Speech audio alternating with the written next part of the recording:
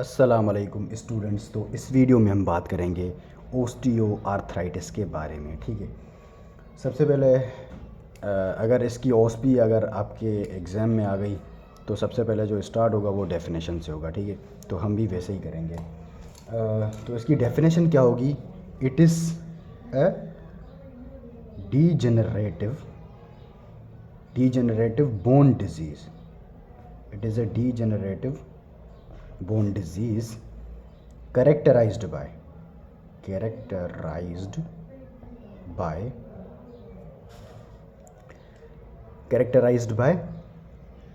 cartilage degeneration। क्या?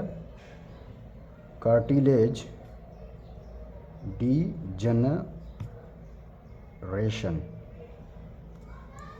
results in structural and functional failure of synovial joint. मैं लिख देता हूँ, फिर ये इसको ना डिफाइन भी करता हूँ। इन स्ट्रक्चरल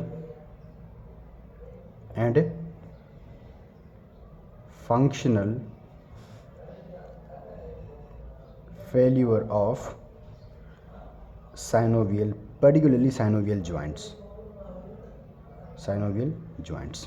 अब होगा क्या? It is degenerative bone disease. जो है ना, आर्थराइटिस है, यहाँ पर इन्फ्लेमेशन होगी, लेकिन उससे इम्पोर्टेंट ये है कि it is degenerative.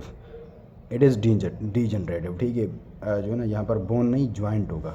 It is degenerative joint disease, joint में है ना। ठीक है, आर्थराइटिस जॉइंट की ये डिजीज़। ठीक है, तो ये क्या है? डीजनरेटिव है। इसमें होगा क्या? कार्टिलेज। अब देखिए जो जॉइंट है, let's suppose this is your joint, joint, इसके बीच में यहाँ पर क्या होगी? कार्टिलेज होगी। इसी डायग्राम में मैं सारा डिफाइन कर देता हूँ। ये क्या होगी? इसकी आर्टिकुलर कार्टिलेज होगी यहाँ पर। अब इस कार्टिलेज में क्या होगी? डीजनरेशन होगी। इसमें क्या होगी? नंबर 1 डीजनरेशन होगी। नंबर 2, इस डीजनरेशन की वजह से क्या होगा? स्ट्रक्चर, इसका जो स्ट्रक्चर है वो चेंज हो जाएगा। नंबर 2, स्ट्रक्चर चेंज हो जाएगा। नंबर 3 क्या हो जाएगा? फंक्शन भी इसका क्या हो जाएगा? चेंज। स्ट्रक्चर तो इसका ना जो है ना बिल्कुल डैमेज हो जाएगा, मतलब क्या पूरा ठीक वाला जो है ना स्ट्रक्चर नहीं होगा इसका। एंड फंक्शन जो इसका वो भी फेल हो जाएगा। बिकॉज अगर ये कार्टिलेज में यहाँ से ख़त्म, लेट सपोज मैंने यहाँ से निकाल दी, तो यहाँ पर जो जब मैं जॉइंट को मूव करूँगा, कोई भी जॉइंट को मैं मूव करूँगा, लाइक इसमें जो मेन जॉइंट इन्वॉल्व होता है वो आपके पास ना नी जॉइंट होता है। तो जब मैं नी जॉइंट को मूव करूँगा तो यहाँ पर क्या होगी? बोन रब करेगा with the surface of other bone, जिस बोन के बीच में जॉइंट बना हुआ है। तो जब ये बोन अपने आप में रब करेगा तो उसका जो फंक्शन है वो एक तो फेल हो जाएगा, बिकॉज आपको पेन फील होगा। एंड यहाँ पर उसका स्ट्रक्चर भी आहिस्ता आहिस्ता रबिंग की वजह से क्या हो जाएगा? जो है ना चेंज होता जाएगा। ठीक है, तो ये क्या थी? इसकी डेफिनेशन थी ओस्टियो आर्थराइटिस की। ठीक है, अब ओस्टियो आर्थराइटिस सबसे पहले ना ये आपसे डेफिनेशन एग्जामिनर पूछेगा ही पूछेगा। ठीक है, तो ओस्टियो आर्थराइटिस आपके पास एक आती है प्राइमरी, दूसरी आती है secondary. Primary is also called idiopathic osteo arthritis. इसका कोई मेन काज नहीं होता, लेकिन एजिंग में जो होती है ना वो आपके पास प्राइमरी ओस्टियो आर्थराइटिस होती है एजिंग में। लाइक आपके पास जो वेमेंस हैं उनमें हार्मोनल चेंजेस की वजह से ये हो सकती है। ठीक है, and it is more common in women than man. अच्छा, एक और चीज़ यहाँ पर क्लियर कर दूँ, जब वुमेन को होगी ना, वुमेन में आपके पास ना जो जॉइंट इफेक्टेड होंगे वो नी जॉइंट एंड हैंड के जॉइंट्स इफेक्टेड होंगे। जब मैन में होगी तो ज़रूरी नहीं है, लेकिन जो परसेंटेज है वो इन्हीं जॉइंट में ना ज़्यादातर ना ये जॉइंट क्या होते हैं? अफेक्टेड होते हैं। एंड मेन में अगर होगी तो आपके पास क्या होगा? हिप जॉइंट ना मेनली अफेक्टेड होता है। ठीक है, तो ये भी आपके पास ना ये क्लिनिकल आपको डायग्नोस करके देगा। ठीक है, क्लिनिकल ये इंपॉर्टेंट दोनों पॉइंट्स थे। ठीक है, अच्छा, उसके बाद जो सेकेंडरी है, सेकेंडरी के काजेज़ होते हैं due to the joint deformity. Joint की कोई भी डिफॉर्मिटी हो गई, ठीक है, उसी की वजह से हो सकती है। एंड जॉइंट इंजरी, किसी की जॉइंट की भी इंजरी हो गई है, कोई भी एक्सीडेंट वगैरह हो गया उसी की वजह से। एंड डायबिटीज़ मेलाइटिस में हो सकती है, एंड हीमोक्रोमेटोसिस की वजह से हो सकती है। तो ये क्या थे? इसके सेकेंडरी जो है ना आपके पास क्या हो जाएगी? इसकी वजह से ओस्टियो आर्थराइटिस हो जाएगी। ठीक है, अच्छा, तो ये इसका थोड़ा सा ओवरव्यू था। अभी इसकी ना हम पूरी की पूरी पैथोजेनेसिस पर आते हैं। ठीक है, इसकी पैथोजेनेसिस बिल्कुल सिंपल है। पूरा का पूरा यहाँ पर आपके पास ना ये क्या है, आर्टिकुलर कार्टिलेज है, कार्टिलेज है। लेट्स सपोज जो है ना ये पूरी क्या है, साइनोवियल कैविटी है। साइनोवियल जो है ना आपके पास क्या है, इसमें साइनोवियल फ्लूइड है, ये साइनोवियल कैविटी है, ठीक है। तो यहाँ पर होगा क्या, यहाँ पर ये कार्टिलेज है, ये कार्टिलेज है, ठीक है। अब ये क्या है, यहाँ पर ये क्या है, साइनोवियम है, ठीक है। ये क्या है, साइनोवियम है, साइनोवियम। अब होगा क्या, लेट सपोज इसके जो कॉजेज़ होते हैं, इस डिज़ीज़ के जो कॉजेज़ हैं वो कॉजेज़ ना mainly due to the biochemical changes होते हैं। जो इसके कॉजेज़ हैं वो क्या होते हैं, बायोकेमिकल चेंजेस की वजह से होती है, बायोकेमिकल चेंजेस।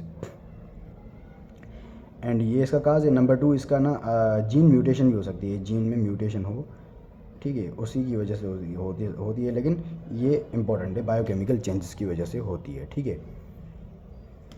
अब इसमें होगा क्या, बायोकेमिकल चेंजेस में ना पहले पहले जो चीज़ आएगी वो आएगा आपके पास क्या, ट्रांसफार्मिंग ग्रोथ फैक्टर बीटा।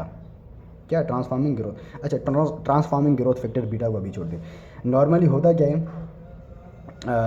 ये क्या है, ये आपके पास हैं, ये सेल्स हैं आपके पास। कार्टिलेज में कौन से सेल्स होते हैं, कॉन्ड्रोसाइट्स। ये क्या है, कॉन्ड्रोसाइट्स हैं, ये भी कॉन्ड्रोसाइट्स हैं, ठीक है। अब यहाँ पर होता क्या है, जब इनकी डीजनरेशन होनी स्टार्ट होगी यहाँ पर इस कार्टिलेज की, तो यहाँ पर होगा क्या, ये सेल ना अपने आप को प्रोलिफरेट करेगा। क्या करेगा, प्रोलिफरेट करेगा और ज़्यादा से ज़्यादा क्या करेगा, मैट्रिक्स बनाएगा। ये क्या है, जो है ना जॉइंट की यहाँ पर क्या है, ये मैट्रिक्स है, ठीक है। तो जो मैट्रिक्स है, मैट्रिक्स में आपके पास क्या क्या होता है, प्रोटियोग्लाइकेंस होते हैं ज़्यादातर। यहाँ पर क्या होता है, प्रोटियोग्लाइकेंस एंड कोलेजन के फाइबर्स होते हैं। लाइक ये क्या है आपके पास, क्या कोलेजन है। कोलेजन आपके पास कार्टिलेज में कौन सा टाइप होता है, कोलेजन टाइप 2 आपके पास ना कार्टिलेज में होता है, ठीक है।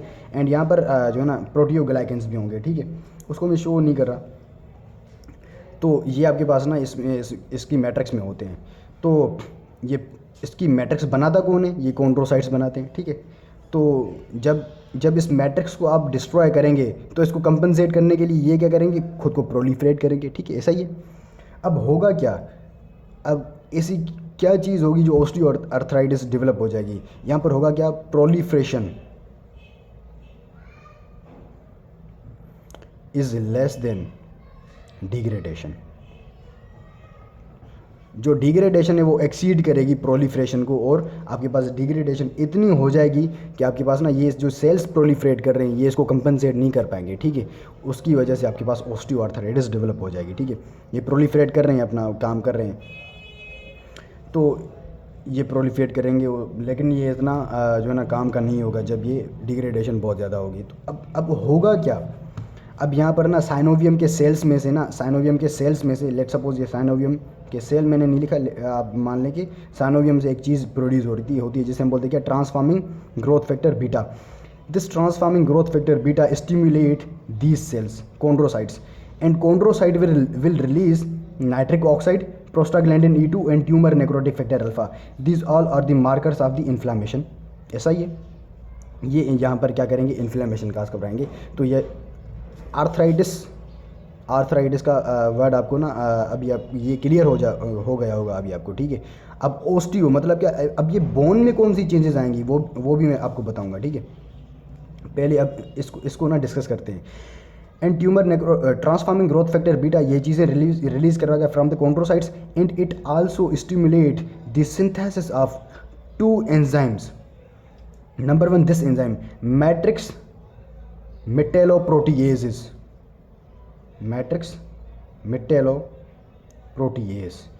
this matrix metalloprotease is going to cleave this band of the collagen, this horizontal, ये क्या है, ये हॉरिजेंटली आपके पास क्या है, कोलेजन के बैंड्स होते हैं इन द जो है ना आपके पास क्या, कार्टिलेज, और ये टाइप 2 कोलेजन होता है। ये जो मैट्रिक्स मेटेलोप्रोटीएज है ये इसको क्या करेगा, यहाँ से इसको क्लीव करेगा, ये इसको यहाँ से इसको क्लीव करेगा, ठीक है।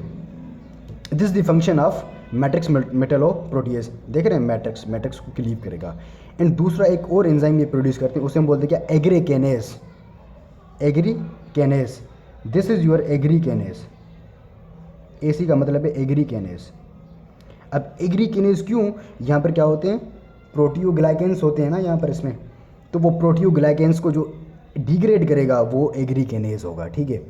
तो इस तरह से इसकी क्या हो जाएगी, जो आपके पास मैट्रिक्स है वो आपके पास बिल्कुल ख़त्म होती जाएगी एंड जो है ना आपके पास, तो इस तरह से इसकी मैट्रिक्स, तो ये जो इसकी मैट्रिक्स है ये फिर यहाँ से क्या हो जाएगी, आहिस्ता आहिस्ता से ख़त्म होती जाएगी, ठीक है।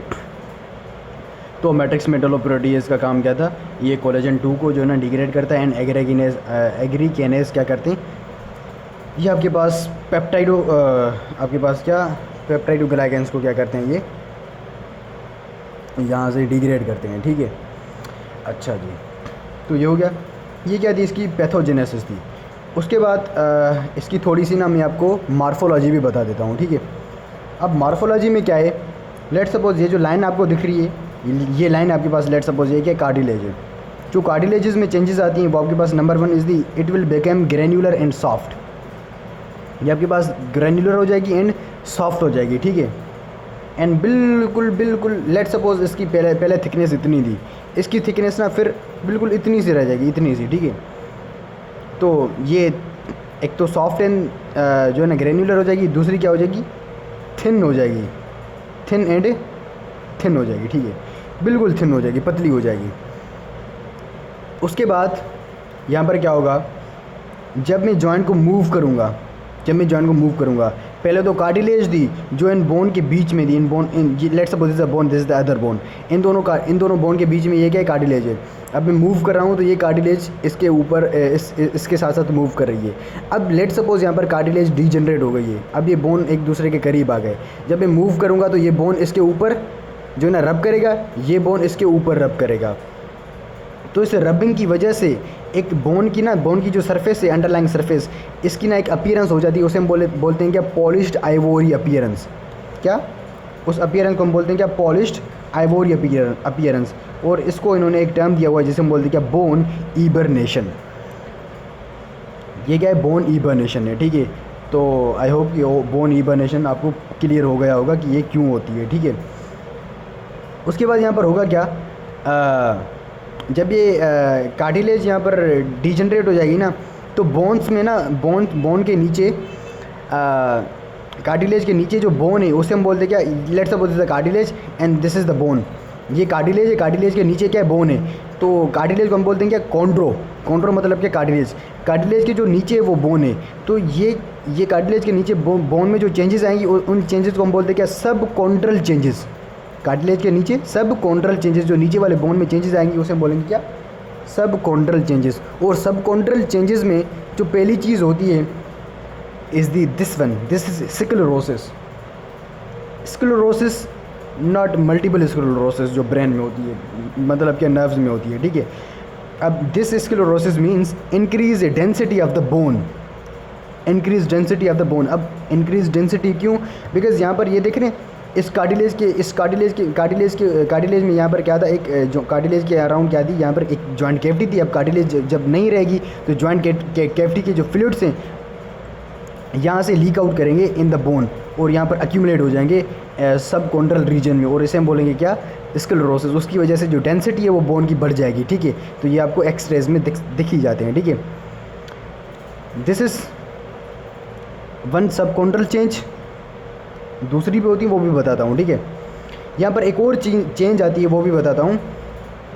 दिस वन, यहाँ पर आर्टिकुलर कार्टिलेज होती है और यहाँ पर एक ना बोन की ग्रोथ हो जाती है। इस ग्रोथ को हम बोलते हैं क्या, osteophyte. Osteophyte is the bony growth at the margins of the articular cartilage. ये एक बोनी ग्रोथ ही होती है, बस ये इसका नाम याद कर लें, इनफ है, ठीक है। ये मॉर्फोलॉजिकल चेंज है, बस इतना बताएंगे एग्जामिनर को तो एग्जामिनर आपसे राज़ी हो जाएगा, ठीक है। अच्छा, इबर्नेशन भी हो गई, ओस्टियोफाइट भी हो गया, स्क्लेरोसिस भी हो गया, कार्टिलेज में ये चेंजेस भी हो गई, ठीक है। अच्छा, एक और चीज़ मैं ओस्टियोफाइट की यहाँ पर आपको डिफाइन कर दूँ। अच्छा, ये क्या है, वर्टिब्री है एंड वर्टिब्री के भी जॉइंट्स यहाँ पर इन्वॉल्व होते हैं, ठीक है। Particularly the cervical and the lumbar region के जो भी हैं, ठीक है।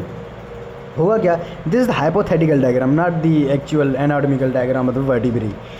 अब ये वर्टिब्री है, वर्टिब्री में एक फोरामेन होता है जिसे हम बोलते हैं क्या, स्पाइनल फोरामेन। स्पाइनल फोरामेन में एक नर्व रन करती है जो कि आपके पास सर्वाइकल एंड लंबार रीजन की नर्व्स होती हैं, ठीक है। अब होगा क्या, लेट सपोज अगर जॉइंट इन्वॉल्व है आपके पास क्या, वर्टिब्री का, एंड वर्टिब्री में आपके पास क्या आ गई है, दिस ओस्टियोफाइट्स डेवलप्ड, ओस्टियोफाइट आ गए। तो ये ओस्टियोफाइट ना क्या करेंगे, इस जो फोरामेन है इसको कंप्रेस करेंगे। इसको जब कंप्रेस करेंगे तो इसमें से नर्व निकल रही है, तो वो नर्व भी इसके साथ साथ कंप्रेस हो जाएगी। जब ये नर्व को कंप्रेस करेंगे तो आपके पास न्यूरोलॉजिकल डेफिसिट आ जाएगा।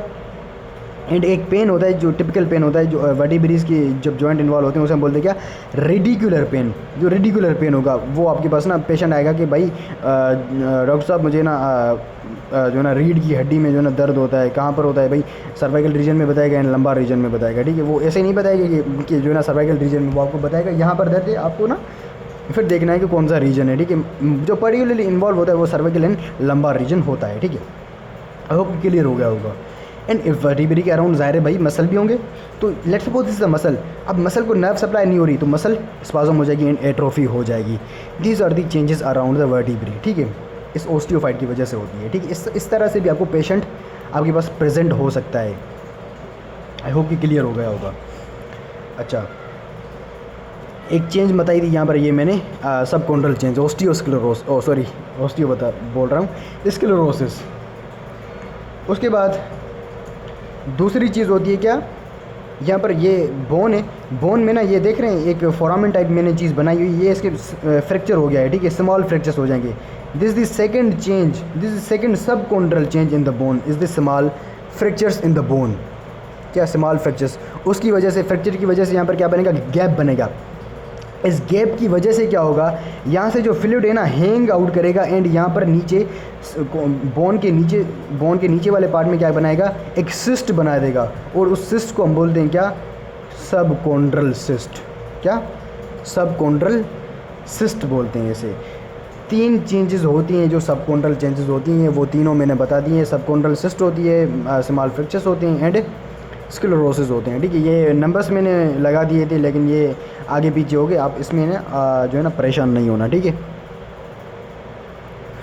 सो ये क्या थी, इसकी थोड़ी सी मार्फोलॉजिकल पॉइंट्स थे इसके, ठीक है। आई होप कि आपको पूरा क्लियर हो गया होगा इतना। अच्छा, उसके बाद आप चेक कैसे करोगे जो चीज़ है भाई, एक्सरे डायग्नोस एक्सरे के थ्रू ही आप करेंगे, ठीक है, एक्सरे के थ्रू इसको करेंगे, ठीक है। उसके बाद क्लिनिकल प्रेजेंटेशन, आपके पास क्लिनिकल फीचर्स क्या होंगे आपके पास पेशेंट के साथ, तो वो मैं बताने जा रहा हूँ अभी। ये क्या आपके पास फेलेंजीज हैं, ये क्या है, 1 है, ये 2 है, ये 3 है। नंबरिंग आगे पीछे हो सकती है, ठीक है। ये इसको लेट सपोज इसको, ये क्या है, ये मेरी उंगली ऐसे ही है, ठीक है। तो ये क्या होगी, इसकी डिस्टल 1 होगी, ये मिडिल वाली, ये क्या होगी, it is proximal to this phalanges, it is this one is proximal to this phalanges and this one is proximal to this one। Anatomical जो पोजीशंस होती हैं वो हम इस तरह से करते हैं। लेट सपोज जो मेटाकार्पल्स हैं, metacarpals are proximal to this phalanges and carpals are proximal to metacarpals. Ulna and radius are जो है ना आपके पास क्या, प्रॉक्सिमल टू कार्पल बोन। ऐसा ही होता है ना, इस तरह से हम जो है ना ऊपर से नीचे आते जाते हैं, जो नीचे होगी वो डिस्टल होती है। अब यहाँ पर भी ऐसा ही है, this is the distal one, this is proximal to this one and this is proximal to this one. And ये क्या है, इंटरफेलेंजल जॉइंट्स हैं। अब देखें, ये प्रॉक्सिमल है, ये एक बोन है, ये दूसरी बोन है, इन दोनों के बीच में ये जो जॉइंट है एक जॉइंट बन गया, एंड ये भी फेलेंजीज है, ये भी फेलेंजीज है, तो इसे जॉइंट को हम बोलेंगे क्या, interphalangeal joint. And this joint is proximal to this joint, ये इन दोनों के बीच में भी ये जॉइंट बनेगा, this joint is proximal to this joint, तो इसे हम बोलेंगे क्या, प्रॉक्सिमल इंटरफेलेंजियल जॉइंट। एंड इस फेलेंजीज और इस फेलेंजीज के बीच में जो जॉइंट होगा, it is distal to this joint, इसे हम बोलेंगे क्या, डिस्टल इंटरफेलेंजियल जॉइंट, ठीक है। अब मैंने इतनी तकरीर की, इसका फ़ायदा क्या, अब होता क्या है, इस प्रॉक्सिमल के अराउंड एक ना नोड बन जाता है, एक स्वेलिंग सी बन जाती है, प्रोमिनेंट ना, यहाँ पर एक स्वेलिंग दिखेगी आपको, एंड यहाँ पर भी आपको एक स्वेलिंग दिखेगी। जो प्रॉक्सिमल जॉइंट पर आपके पास जो स्वेलिंग होगी, जो नोड होगा उसे हम बोलते हैं क्या, बोकार्ड्स नोड। एंड जो डिस्टल पर होगी उसे हम बोलते हैं क्या, हेबर्डेंस नोड। ये एग्जामिनर आपसे पूछेगा कि what is the name of the distal interferential joints node, Heberden's node उसका नाम है। एंड जो प्रॉक्सिमल पर स्वेलिंग होती है, जो नोड होता है उसका नाम क्या होता है, बोकार्ड्स नोड होता है। ठीक है, तो ये आपसे एग्जामिनर पूछना चाहेगा। ठीक है, ये होता है। एंड अगर आप एक्सरे करवाएंगे हैंड का, तो यहाँ पर ना ये एक मेटाकार्पल होती है, यहाँ पर फर्स्ट मेटाकार्पल होती है। इस मेटाकार्पल का ना ये मेटाकार्पल होती है, यहाँ पर एक कार्पल बोन होती है। First carpal bone joint with carpal bone joint with first metacarpal bone, carpal bone joint with first metacarpal. ये क्या है, कार्पल बोन है, इसका जॉइंट होगा किसके साथ, ये फर्स्ट मेटाकार्पल है। तो इस जॉइंट को हम बोलते हैं क्या, first carpo metacarpal joint, first carpo metacarpal joint.